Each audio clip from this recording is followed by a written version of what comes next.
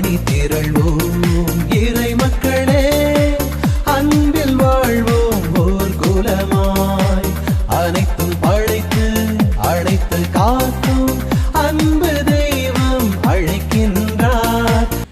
ஆண்டவரே, அனைத்தும் உம் அதிகாரத்தின் கீழ் உள்ளன. உமது திருவுளத்தை எவராலும் எதிர்த்து நிற்க முடியாது. விண்ணையும் மண்ணையும் விண்ணின் கீழ் உள்ள அனைத்தையும் படைத்தவர் நீரே.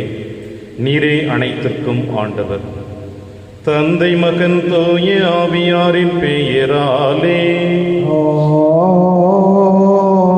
நம் ஆண்டவராகிய இயேசு கிறிஸ்துவின் அருளும் கடவுளின் அன்பும் தூய ஆவியாரின் நட்புறவும் உங்கள் அனைவரோடும் இருப்பதாக.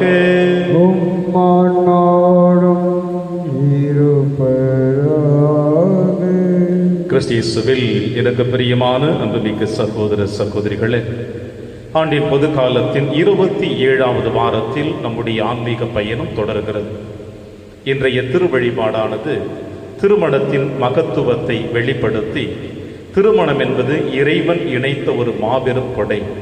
இந்த ஒற்றுமையை இந்த மண்ணுலகில் வாழுகின்ற குடும்பத்தில் இருக்கின்ற கணவனும் மனைவியும் தான் ஒருவரை ஒருவர் அன்பு செய்யவும், ஒருவருக்கொருவர் விட்டு கொடுத்து ஏற்றுக் கொடுத்து, தனக்கும் தன் பிள்ளைகளுக்கும் குறிப்பாக ஆன்மீக வாழ்க்கையை புதுப்பித்துக் கொள்ளவும் இறைவன் அழைப்பு கொடுக்கிறார். எனவே இறைவன் கொடுக்கிற அழைப்பை ஏற்றவர்களாக இந்த திருப்பலியிலே நாம் அனைவரும் பங்கெடுப்போம். மேலும் இந்த திருப்பலியானது திருவாளர் லாரன்ஸ் ரெஜினா குடும்பத்திற்கு இறைவன் செய்த அனைத்து நன்மைகளுக்கு நன்றி திருப்பலியாகும்.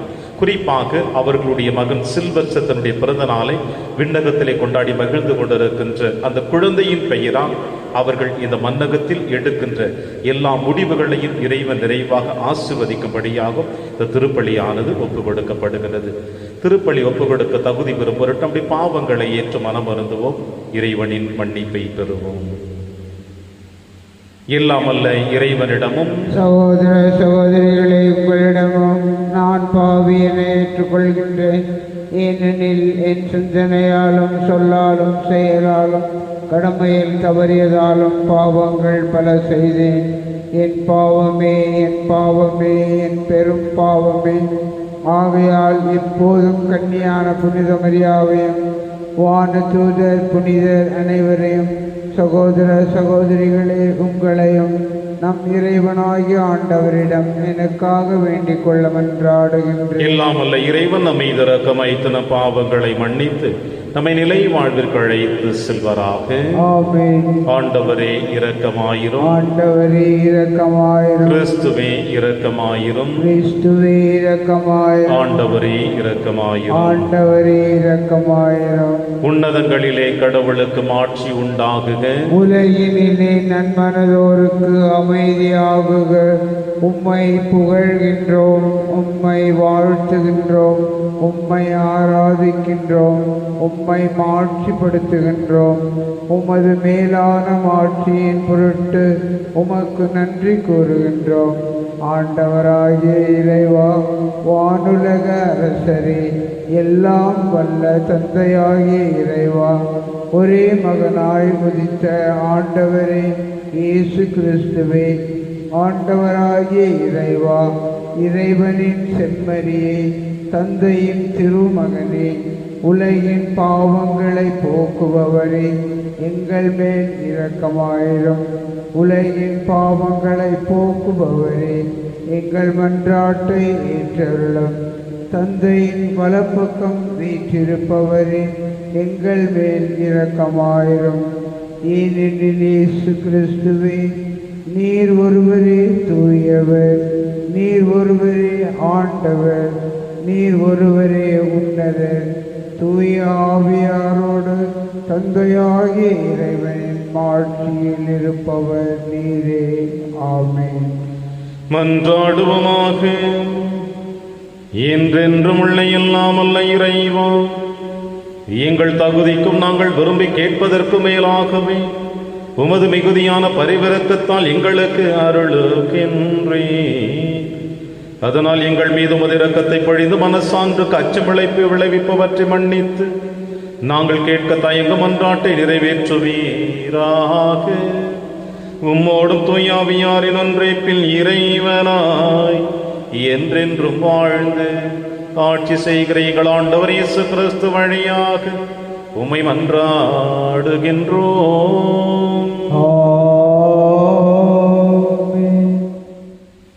இருவரும் ஒரே உடலாயிருப்பர்.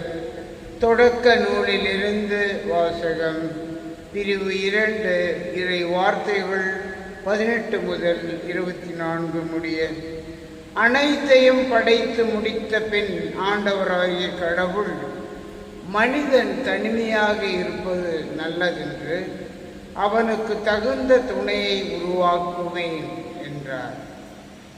ஆண்டவராகிய கடவுள் மண்ணிலிருந்து எல்லா காட்டு விலங்குகளையும் வானத்து பறவைகளையும் உருவாக்கி அவற்றிற்கு மனிதன் என்ன பெயரிடுவான் என்று பார்க்க அவற்றை அவனிடம் கொண்டு வந்தார்.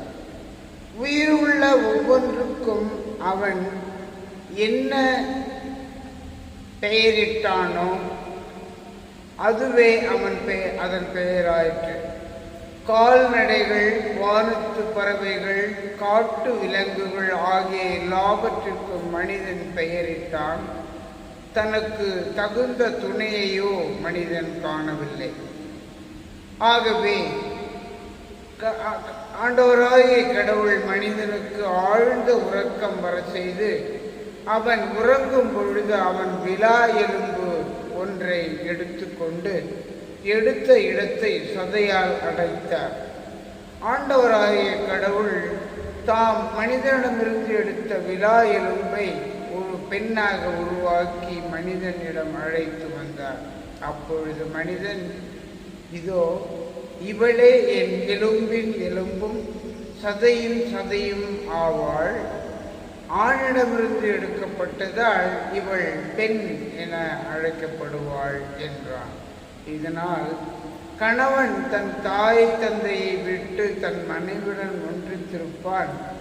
இருவரும் ஒரே உடலாயிருப்பர். இது ஆண்டவர் வழங்கும் அருள்வாக்கு. இறைவனுக்கு நன்றி. பதிலுரை திருப்பாடல் 128. பல்லவி. உம் வாழ்நாளெல்லாம் ஆண்டவர் உமக்கு ஆசி வழங்குவாராக. உம் வாழ்நாளெல்லாம் ஆண்டவர் உனக்கு ஆசி வழங்குவாராக. ஆண்டவருக்கு அஞ்சி அவர் வழிகளில் நடப்போர் பேர் பெற்றோர். உமது உழைப்பின் பயனை நீர் உண்பீர். நீர் நற்பேரும் நலமும் பெறுவீர். பல்லவி.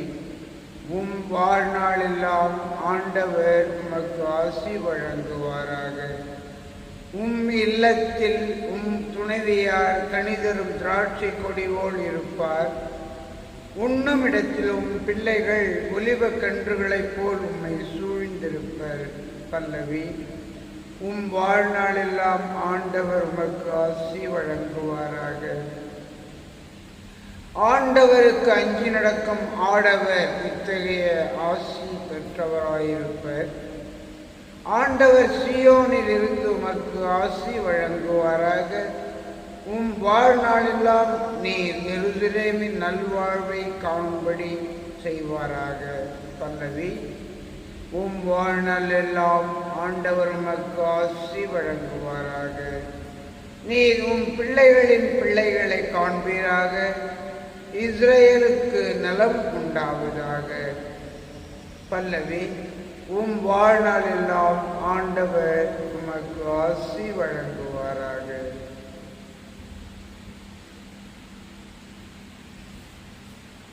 இரண்டாம் வாசகம். தூய்மையாக்குகிறவர் தூய்மையாக்கப்படுவோர் அனைவரும் உயிர் முதல் ஒன்றே. எபிரேயருக்கு எழுதப்பட்ட திருமுகத்திலிருந்து வாசகம். பிரிவு 2 இறை வாக்குகள் 9 முதல் 11 முடிய. சகோதர சகோதரிகளே, நாம் காண்பதோ சிறிது காலம் வானதூதரை விட சற்று தாழ்த்தப்பட்டவராக இயேசுவையே காண்கிறோம். இவர் துன்புற்று இறந்ததால் மாட்சியும் மாண்பும் இவருக்கு முடியாக சூட்டப்பட்டதை காண்கிறோம். இவ்வாறு கடவுளின் அருளால் அனைவருடைய நலனுக்காகவும் இவர் சாவுக்கு உட்பட வேண்டியதாயிருந்தது. கடவுள் எல்லாவற்றையும் தமக்கென்று தாமே உண்டாக்கினார். அவர் மக்கள் பலரை மாட்சியில் பங்கு கொள்ள அழைத்துச் செல்ல விரும்பிய போது அவர்களது மீட்பை தொடங்கி வழிநடத்துபவரை துன்பங்கள் மூலம் நிறைவுள்ளவராக்கினார். இது ஏற்ற செயலே. தூய்மையாக்குகிறவர் தூய்மையாக்கப்படுவோர் அனைவருக்கும் உயிர் முதல் ஒன்றே.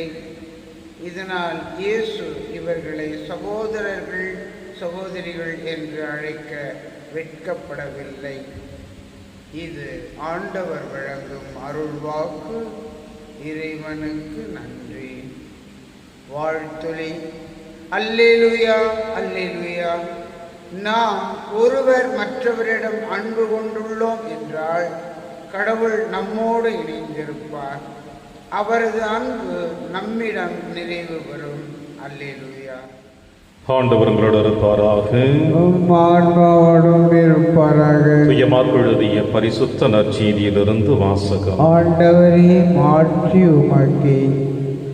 பரிசேயர் இயேசுவை அணுகி, கணவன் தன் மனைவியை விலக்கி விடுவது முறையா என்று அவரை சோதித்தனர். அவர் அவர்களிடம் மறுமொழியாக, மோசே உங்களுக்கு இட்ட கட்டளை என்ன என்று கேட்டார். அவர்கள், மோசே மனவிலக்கு சான்று எழுதி அவரை விலக்கி விடலாம் என்று அனுமதி அளித்துள்ளார் என்று கூறினார்கள். அதற்கு இயேசு அவர்களிடம், உங்கள் கடின உள்ளத்தின் பொருட்டே அவர் இக்கட்டளையை எழுதி வைத்தார். படைப்பின் தொடக்கத்திலேயே கடவுள் ஆணும் பெண்ணுமாக அவர்களை படைத்தார். இதனால் கணவன் தன் தாய் தந்தையை விட்டுவிட்டு தன் மனைவியுடன் ஒன்றித்திருப்பான். இருவரும் ஒரே உடலாய் இருப்பர். இனி அவர்கள் இருவரல்ல, ஒரே உடல். எனவே கடவுள் இணைத்ததை மனிதன் பிரிக்காதிருக்கட்டும் என்றார். பின்னர் வீட்டில் இதை பற்றி மீண்டும் சீடர் அவரை கேட்டனர். இயேசு அவர்களை நோக்கி, தன் மனைவியை விலக்கிவிட்டு வேறொரு பெண்ணை மணப்பவன் எவனும் அவருக்கு எதிராக விபச்சாரம் செய்கிறான். தன் கணவரை விலக்கிவிட்டு வேறொருவரை மணக்கும் எவளும் விபச்சாரம் செய்கிறாள் என்றார். ஆண்டவரின் அருள்வாக்கு. கிறிஸ்துவே உமக்கு புகழ்.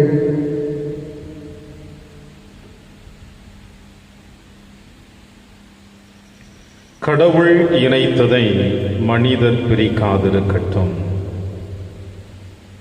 கிறிஸ்து இயேசுவில் எனக்கு பிரியமான என் அன்புமிக்க சகோதர சகோதரிகளே,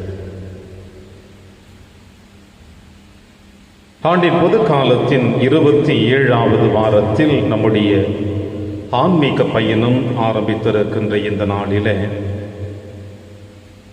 ஒரு ஆழமுள்ள சிந்தனையை இன்று அன்னையாம் திருச்சபை ஆண்டவர் இயேசு கிறிஸ்துவோடு இணைந்து நமக்கு கொடுத்திருக்கிறது. ஆழமுள்ள சிந்தனை என்றால், திருச்சபை என்றால் குடும்பம்தான் திருச்சபை. ஒவ்வொரு குடும்பமும் குட்டி திருச்சபை. ஒவ்வொரு குடும்பமும் திருச்சபையின் தூண்களாக இருக்கிறது. குடும்பங்கள் இல்லை என்றால் திருச்சபை நிச்சயமாக இல்லை.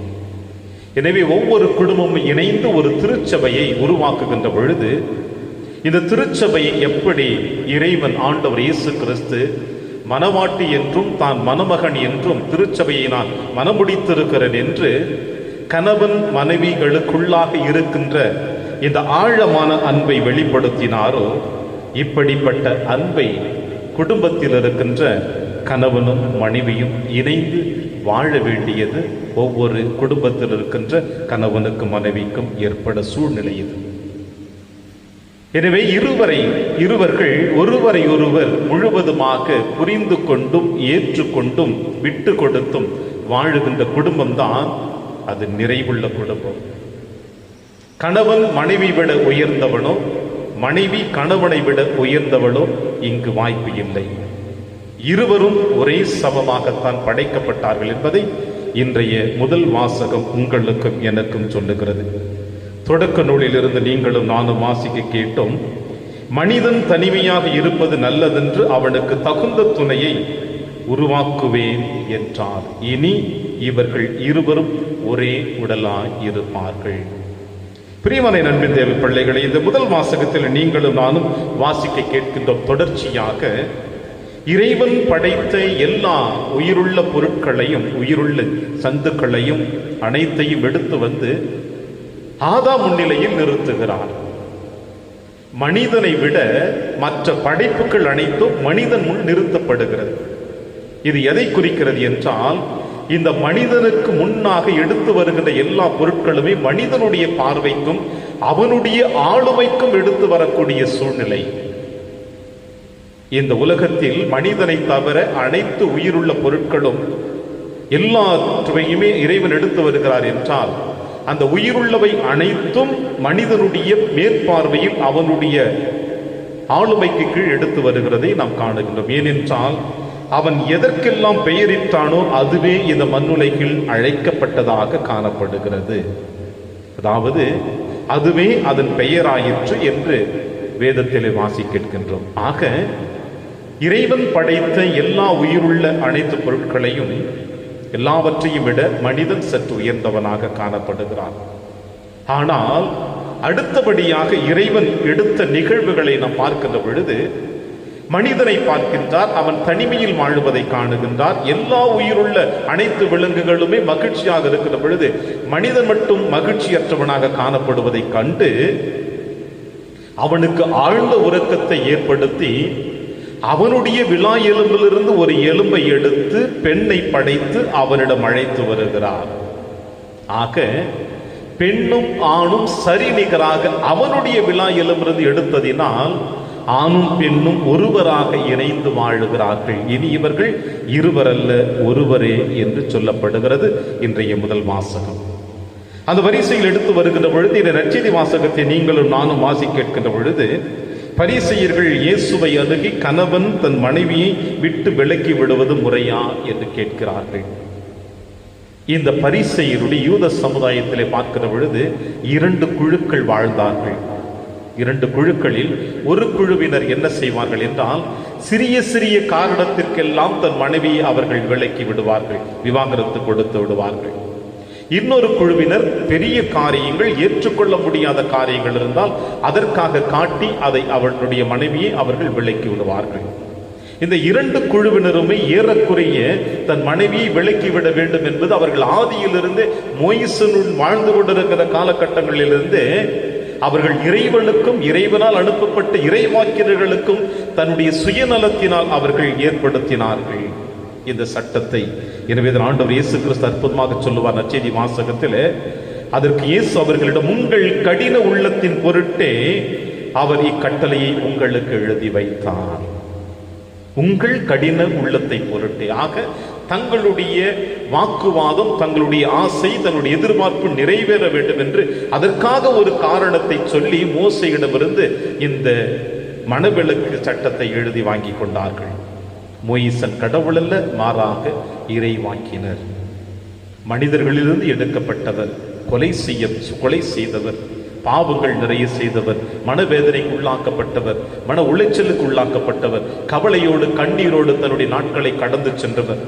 இப்படிப்பட்டவர் கடவுளாக இல்லை. எனவே மனிதனுடைய தொந்தரவின் காரணமாக இந்த விளக்கு சான்றை அவர்களுக்கு அனுமதி கொடுத்து விட்டார். ஆனால் ஆண்டவர் இயேசு கிறிஸ்து அற்புதமாக சொல்லுகிறார், படைப்பின் தொடக்கத்தில் இருந்த கடவுள் ஆணும் பெண்ணுமாக அவர்களை படைத்தார். எனவே கணவனும் மனைவியும் ஒன்றாக இணைந்து வாழ வேண்டும் என்பது இறைவனுடைய திருவுளமாக இருக்கிறது என்று சொல்லுகிறார். பிரியமான நண்பர் தேவ பிள்ளைகளே, இப்படி இறைவன் ஆதியிலிருந்து இந்த திருமணத்தை நிறைவு செய்து ஆசீர்வதித்து அன்று முதல் இன்று வரை இந்த அன்னையாம் திருச்சபையில் நடக்கின்ற ஒவ்வொரு திருமணங்களும் ஒப்பந்தங்கள் அல்ல, மாறாக அது உடன்படிக்கை. இது ஒப்பந்தம் அல்ல, மாறாக உடன்படிக்கை. இந்த உடன்படிக்கை எவ்வாறு நாம் கடைபிடித்து வாழ வேண்டும் என்பதைத்தான் இறைவன் இஸ்ரேல் மக்களோடு ஏற்படுத்தி கொண்ட உடன்படிக்கை போல ஆண்டவர் இயேசு கிறிஸ்து திருச்சபையை மனமுடித்துக் கொண்டார் என்று சொல்லுவது போல கணவனும் மனைவியும் ஒரு உடன்படிக்கையாக வாழ வேண்டும் என்று சொல்லுகிறார்கள். இன்றைய காலகட்டங்களில் நீங்களும் நானும் திருமணம் முடித்த எத்தனையோ கணவனையோ மனைவியையோ பார்த்து கேட்டோம் என்றால் அவர்கள் கூறுகின்ற வார்த்தை என்ன என்பதை நாம் நன்றாக அறிந்து கொள்வோம். திருமணம் முடிந்த ஒரு புதிய தம்பதியையோ அல்லது 1 ஆண்டு 2 ஆண்டு முடிந்த ஒரு பெண்ணையை பார்த்து கேட்டோம் என்றால் எப்படிமா உனக்கு திருமணம் பிடித்திருக்கிறதா, வாழ்க்கை பிடித்திருக்கிறதா? பல நேரங்களிலே இந்த பெண்கள் சொல்லுகின்ற வார்த்தை, பிடிக்குதோ இல்லையோ, ஊர் பிடிக்குதோ இல்லையோ, கணவன் பிடிக்கிறானோ இல்லையோ, திருமணமாகியாச்சு, வாழ்ந்துதானே ஆக வேண்டும் என்று ஒரு சில பெண்கள் கூறுகின்ற வார்த்தைகளை கேட்டிருக்கிறோம். ஒருவேளை 10 ஆண்டுகள் 15 ஆண்டுகள் திருமணம் முடித்து 20 ஆண்டுகள் 25 ஆண்டுகள் திருமணம் முடித்து வாழ்ந்து கொண்டிருக்கின்ற ஒரு பெண்ணை பார்த்து கேட்டாலோ, திருமண வாழ்க்கையா, எனக்கும் என் கணவனுக்கும் இருக்கின்ற அன்பு எப்போவே செத்து போய்விட்டது, ஏதோ என் பிள்ளைகளுக்காக நான் வாழ்ந்து கொண்டிருக்கின்றேன், எங்களுக்குள் இருக்கின்ற அன்பு ஒரு பொழுதும் இப்பொழுது இல்லை என்று ஒரு சில பெண்கள் சொல்லுவார்கள். அதே ஒரு சில ஆண்களை கேட்டு பாருங்கள், திருமணத்திற்கு முன்னதாக நான் மகிழ்ச்சியாக வாழ்ந்து கொண்டிருந்தேன், எப்பொழுது திருமணம் ஆனதோ அப்பொழுதிலிருந்து என் மகிழ்ச்சி அழிந்து போய்விட்டது, என் சுதந்திரம் நின்று போய்விட்டது, என்னால் இது குடும்ப வாழ்க்கையை சரியாக வாழ முடியவில்லை என்று இப்படிப்பட்ட பல காரணங்களை இன்றைய காலகட்டங்களிலே நீங்களும் நானும் கேட்டுக்கொண்டுதான் இருக்கிறோம். ஏன் இப்படிப்பட்ட சூழ்நிலைகளை மட்டும் நாம் சொல்லுகிறோம் என்றால், இந்த சூழ்நிலைகள் தான் அதிகமாக இந்த உலகத்திலே காணப்பட்டு கொண்டிருக்கின்றன. மகிழ்ச்சியோடு வாழ்ந்து கொண்டிருக்கின்ற குடும்பங்கள் ஏதோ 1, 2 என்று நாம் பார்க்க முடியும். ஆனால் மகிழ்ச்சியற்ற குடும்பம், மனவேதனையோடு வாழ்ந்து கொண்டிருக்கின்ற குடும்பங்கள் 90, 98 விழுக்காடுகள் இன்றைய காலகட்டங்களிலே நாம் கண்டுகொண்டுதான் இருக்கிறோம். திருச்சபையிலும் சரி, அரசாங்கத்திலும் சரி, எத்தனை விவாகரத்துக்களை நாம் பார்த்து கொண்டிருக்கின்றோம். செய்தித்தாட்களை பார்த்து கொண்டிருக்கின்ற பொழுது கணவனுக்கு மனைவிக்கு ஏற்படுகின்ற பிரச்சனைகளை, எத்தனை இந்த நிகழ்வுகளை பார்த்து கொண்டிருக்கிறோம். இவை அனைத்தும் எதை குறிக்கிறது என்றால், ஒருவரை ஒருவர் புரிந்து கொள்ளாத சூழ்நிலையை தான் வெளிப்படுத்துகிறது. ஆனால் பிரியமான என் அன்பின் தேவ பிள்ளைகளே, இன்று நற்செய்தி வாசகத்தின் வழியாக ஆண்டவர் இயேசு கிறிஸ்து உங்களுக்கும் எனக்கும் ஒரு அற்புதமான செய்தியை சொல்லுகிறார்.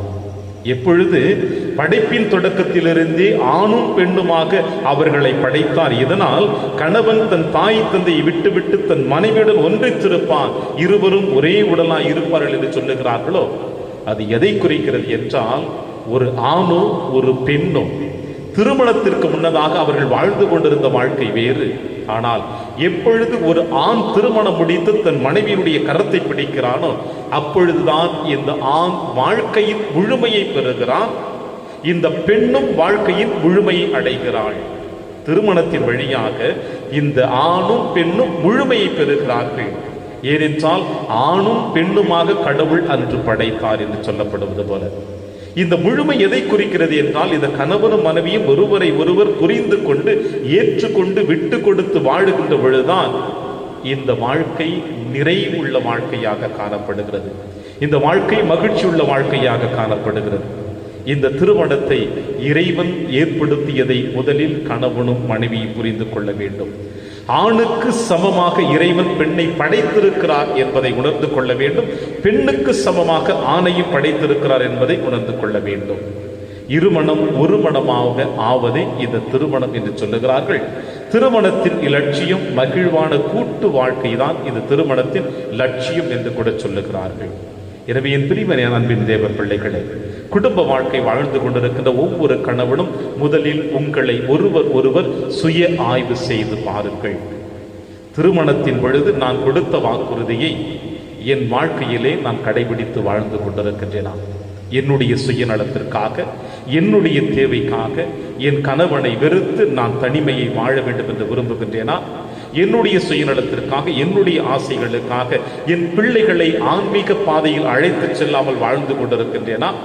என்னுடைய சுயநலத்திற்காக, என்னுடைய ஆசைகளுக்காக என் மனைவிக்கு நான் துரோகம் செய்து கொண்டிருக்கின்றேனா? என்னுடைய சுயநலத்திற்காக, என்னுடைய தேவைகளுக்காக என் பிள்ளைகளை சரியான பாதையில் அழைத்து செல்லாமல் என்னுடைய வாழ்க்கை மட்டும் நான் சிந்தித்துக் கொண்டிருக்கிறேனா என்று கணவனும் மனைவியும் முதலில் நீங்கள் சுய ஆய்வு செய்து பாருங்கள். ஏனென்றால் நீங்கள் இருவரல்ல, ஒரு உடலாக ஒருவராக வாழ்ந்து கொண்டிருக்கிறீர்கள். இறைவன் இணைத்ததை மனிதன் பிரிக்காதிருக்கட்டும் என்று சொல்லப்படுகிறது இன்றைய வாசகத்தில். ஆக மனிதன் மட்டுமல்ல, இந்த உலகத்தை சார்ந்த எந்த ஒரு காரியங்களும் உங்கள் இருவரை பிரிக்காமல் நீங்கள் இருவரும் ஒருவராக வாழ்ந்து இந்த மண்ணுலகத்தில் ஒரு அற்புதமான திருச்சபையாக நீங்கள் வாழ வேண்டும் என்பதைத்தான் ஆண்டவர் இயேசு கிறிஸ்து இன்று உங்களிடமும் என்னிடம் எதிர்பார்த்து கொண்டிருக்கின்றார். எனவே இணைந்து வாழுங்கள், மகிழ்ச்சியாக வாழுங்கள். குடும்பத்திலே ஒரு சந்தோஷத்தை ஏற்படுத்துங்கள். உங்கள் குடும்ப வாழ்க்கையிலே இறைவனுடைய பிரசன்னத்தை வெளிப்படுத்துங்கள். அப்பொழுது இறைவன் என்றும் உங்களை ஆசீர்வதித்து உங்கள் வழியாக இந்த திருச்சபைக்கு இன்னும் அதிகமான ஆசீர்வாதத்தை கொடுப்பார் என்ற நம்பிக்கையோடு தொடர் திருப்பலியிலே வென்றாடுவோம். இறைவன் உங்களையும் என்னையும் நிறைவாக ஆசீர்வதிப்பார். ஆமென். ஒரே கடவுளை நம்புகின்றேன். விண்ணகமும் மன்னகமும் காண்பவை காணாதவையாவும் படைத்த எல்லாம் வல்ல தந்தை அவரே, கடவுளின் ஒரே மகனாய் உதித்த ஒரே ஆண்டவர் இயேசு கிறிஸ்துவை நம்புகின்றேன். இவர் காலங்களுக்கெல்லாம் முன்பே தந்தையிடமிருந்து பிறந்தார். கடவுளினின்று கடவுளாக, ஒளியினின்று ஒளியாக, உண்மை கடவுளினின்று உண்மை கடவுளாக உதித்தவர். இவர் உதித்தவர், உண்டாக்கப்பட்டவர் அல்ல, தந்தையோடு ஒரே பொருளானவர். இவர் வழியாகவே யாவும் படைக்கப்பட்டன. மனிதர் நமக்காகவும் நம் மீட்புக்காகவும் விண்ணகம் இருந்து இறங்கினார். தூய ஆவியால் கன்னி மரியாவிடம் உடலெடுத்து மனிதர் ஆனார். மேலும் நமக்காக பொந்தியோ பிலாத்தின் அதிகாரத்தில் சிலுவையில் அறையப்பட்டு பாடுபட்டு இறந்து அடக்கம் செய்யப்பட்டார்.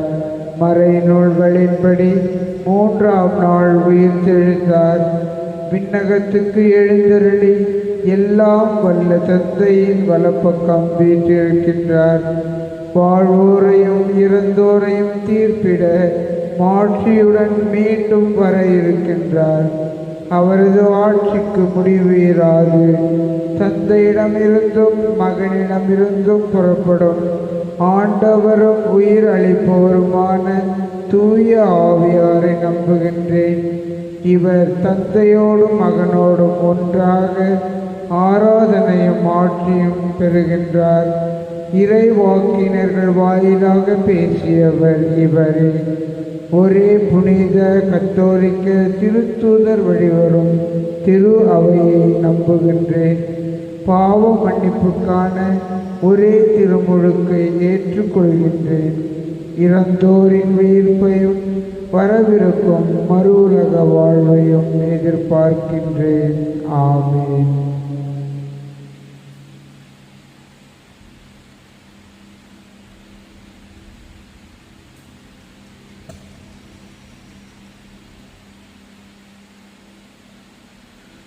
ஆண்டவரை அனைத்துலகின் நிறைவா நீர் வாழ்த்த பெறுவீராக. ஏனெனில் வல்லமையிலிருந்து நாங்கள் அப்பத்தை பெற்றுள்ளோம். நிலத்தின் விளைவு மனித உழைப்பின் பயணமானது அப்பத்தை உமக்கு கொடுக்கின்றோம். இது எங்களுக்கு வாழ்வளிக்கும் அப்பமாக மாறும். இறைவன் என்றென்றும் வாழ்த்த பெறுவாராக.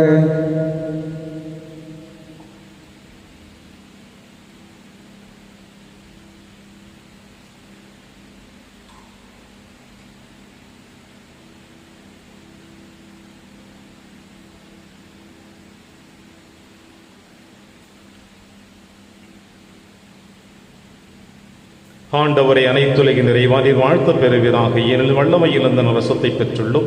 திராட்சை செடியும் மனித உழைப்பின் பயனுமான ரசத்தை உமக்கு கொடுக்கின்றோம். இது எங்கள் ஆன்மீக பானமாக மாறும். இறைவன் என்றென்றும் வாழ்த்த பெறுவாராக.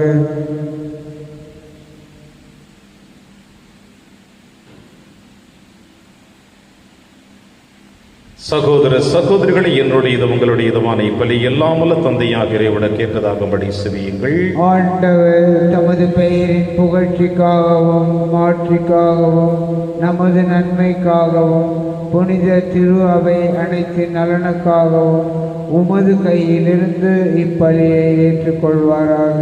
ஆண்டவரை உம் கட்டளைகளாலும் தூய மறை நிகழ்வுகளாலும் நிறுவப்பட்ட பலிகளை நீர் ஏற்றுக்கொள்ள உம்மை வேண்டுகின்றோ. உமக்கு ஏற்ற ஊழியம் புரிந்து நாங்கள் கொண்டாடும் இப்பணியினால் தூய்மையாக்கப்பட்டு உமது மீட்பின் நிறைவை பெற தகுதி பெறுவோமாக. எங்கள் ஆண்டவராகிய கிறிஸ்து வழியாக உம்மை மன்றாடுகின்றோம். ஆண்டவர் உங்களோடு இருப்பாராக. ஆன்மாவோடும் இருப்பாராக. இதை எங்களை மேலே எழுப்புங்கள். ஆண்டவரிடம் எழுப்பியுள்ளோம். நம் இறைவனாகிய ஆண்டவருக்கு நன்றி கூறுவோம். அது தகுதியும் நீதியுமானது. ஆண்டவரே, தூயவரான தந்தையை என்றும் உள்ள எல்லாம் அல்ல இறைவா, என்னாலும் இவ்விடத்திலும் நாங்கள் உமக்கு நன்றி செலுத்துவது மெய்யாகவே தகுதியும் நீதியுமாகும், எங்கள் கடமையும் மீட்புக்குரிய செயலுமாகும். ஏனெனில் பாவ பழியால் வெகு தொலைவில் அகன்றிருந்த உம் பிள்ளைகளை உம் திருமகனின் இரத்தத்தால் தூய ஆவியாரின் வல்லமையாலும் உம்மோடு மீண்டும் ஒன்றிணைக்க திருவுளமானீர்.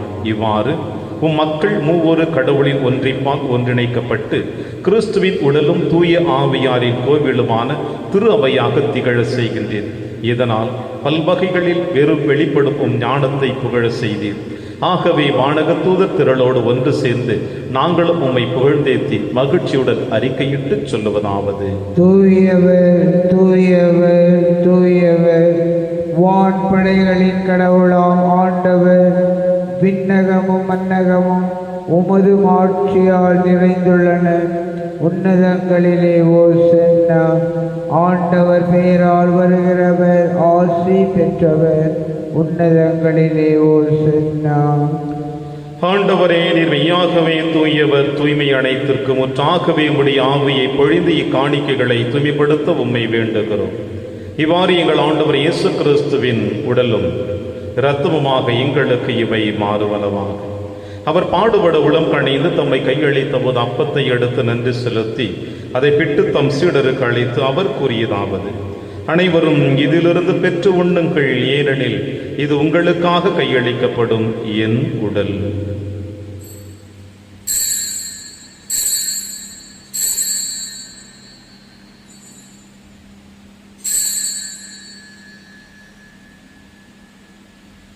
அவனமை இரவு விருந்தை அருந்திய பின் கிண்ணத்தையும் எடுத்து மீண்டவருக்கு நன்றி கூறி தம் சீடர்களுக்கு அளித்து அவர் கூறியதாவது: அனைவரும் இதிலிருந்து பெற்று பருகுங்கள், ஏனெனில் இது புதிய நிலையான உடன்படிக்கைக்குரிய என் இரத்தத்தின் கிண்ணம்.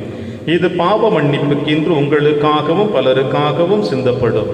இதை என் நினைவாக செய்யுங்கள்.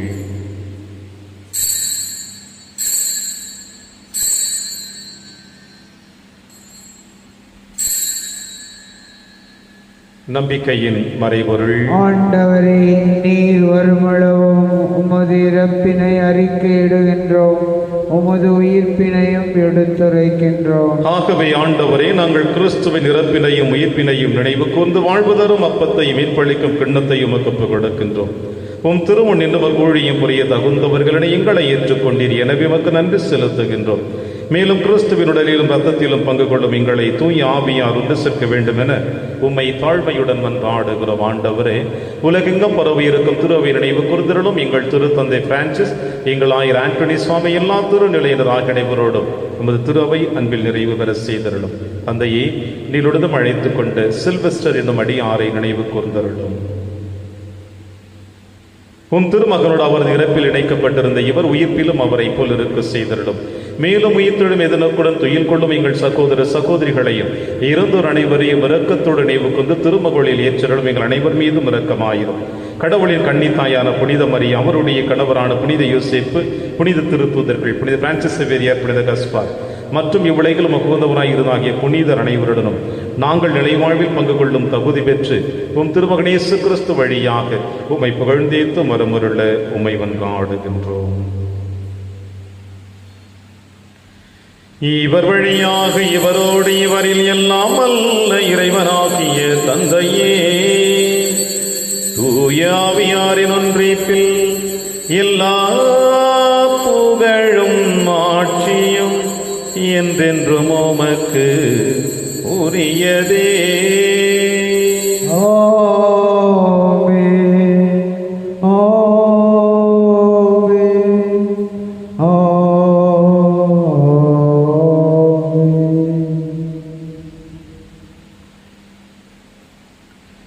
மீட்பரின் கட்டளையால் கற்பிக்கப்பட்டு இறை படிப்பினையால் பயிற்சி பெற்ற நாம் அனைவரும் துணிந்து சொல்வோம். விண்ணுலகில் உமது பெயர் தூயது என போற்ற பெறுக, உமது ஆட்சி வருக, உமது திருவிழாம் விண்ணுலகில் நிறைவேறுவது போல மண்ணுலகிலும் நிறைவேறுக. எங்கள் அன்றாட உணவை இன்று எங்களுக்கு தாரும். எங்களுக்கு எதிராக குற்றம் செய்வோரை நாங்கள் மன்னிப்பது போல எங்கள் குற்றங்களை மன்னியும். எங்களை சோதனைக்கு உட்படுத்தாதேயும், தீமையிலிருந்து எங்களை விடுவித்தருளும். ஆண்டவரே, தீமை அனைத்திலுமிருந்து எங்களை விடுவித்து எங்கள் வாழ்நாளில் அமைதியை கனிவுடன் அருளவே மன்றாடுகிறோம். உமது இரக்கத்தில் உதவியால் நாங்கள் பாவத்திலிருந்து எப்பொழுது விடுதலை பெற்று யாதொரு கலக்கமுமின்றி நலமாயிருப்போமாக. நாங்கள் எதிர்நோக்கி இருக்கும் பேரின்பத்திற்காகவும் மீட்பராக இயேசு கிறிஸ்து வருகைக்காகவும் காத்திருக்கின்றோம். ஏனெனில் ஆட்சியும் வல்லமையும் ஆட்சியும் என்றென்றும் உமதே. ஆண்டவரே இயேசு கிறிஸ்துவை, அமைதியை உங்களுக்கு விட்டுச் செல்கிறேன், அமைதியை உங்களுக்கு அளிக்கிறேன் என்று உம் திருத்துதர்களுக்கு வழிதீர எங்கள் பாவங்களை மாறாமல் திரு அவையின் நம்பிக்கையை கண்ணோக்கி உமது திருவுளத்திற்கு ஏற்பதற்கு அமைதியை முற்றும் அளித்தொள்வீராக. என்று வாழ்ந்து ஆட்சி செய்கின்றவர் நீரே. ஆண்டவருடைய அமைதி உங்கள் அனைவரோடும் என்றும் இருப்பதாக. ஒருவருக்கொருவர் உறவின் வாழ்த்தை அறிவித்து மகிழ்வோம். சமாதானம். உலகின் பாவங்களை போக்கும் இறைவனின் செம்மறியே, எங்கள் மேல் இரக்கமாயிரும். உலகின் பாவங்களை போக்கும் இறைவனின் செம்மறியே, எங்கள் மேல் இரக்கமாயிரும். உலகின் பாவங்களை போக்கும் இறைவனின் செம்மறியே, எங்களுக்கு அமைதியை அளித்தருளும்.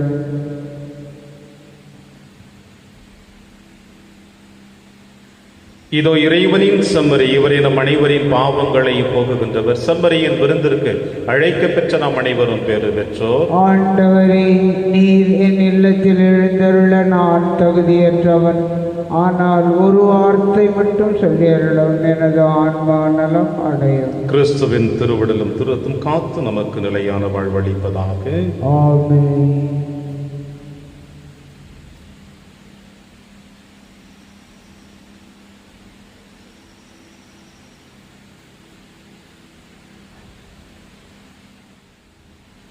கிறிஸ்துவின் ஆன்மாவே, என்னை புனிதமாக்கும்.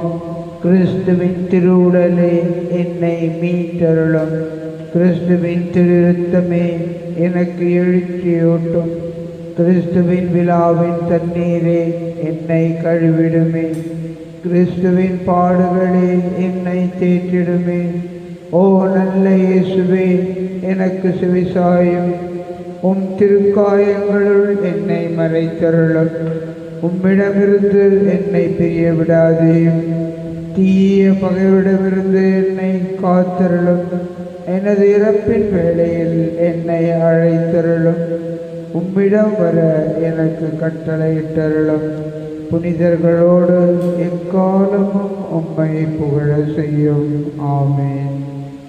ஆண்டவரில் நம்பிக்கை வைப்போருக்கும் அவரை தேடுவோருக்கும் அவர் நல்லவர்.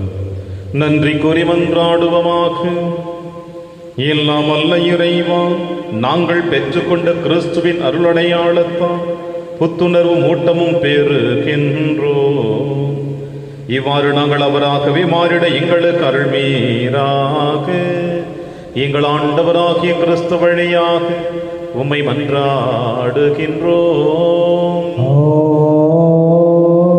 ஆண்டவர் உங்களோடு இருப்பாராக.